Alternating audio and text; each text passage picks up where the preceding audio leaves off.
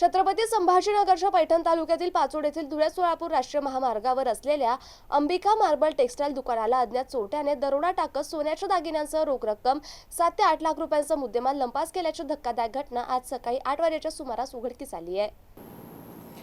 धुळे-सोलापूर राष्ट्रीय महामार्गावर हॉटेल शिवराज समोर अंबिका मार्बल अँड टेक्सटाईल नावाने फरशीचे प्रसिद्ध दुकान आहे।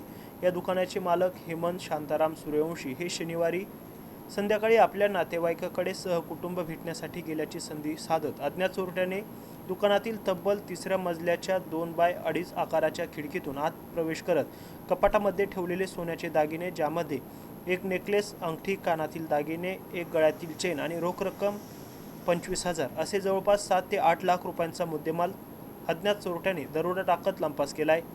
हेमंत सूर्यवंशी हे सोमवारी आपल्या घरी सकाळी 8 वाजेच्या सुमारास परतले असता त्यांच्या लक्षात ही बाब आली आहे।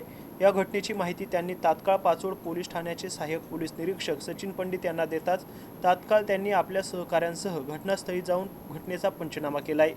या घटनेचे गांभीर्य लक्षात घेता पाचोड पोलिसांनी छत्रपती संभाजीनगर येथील स्थानिक गुन्हे शाखा, डॉग स्क्वॉड, फिंगरप्रिंट तज्ज्ञ यांच्या पथकांना पाचारण करण्यात आले।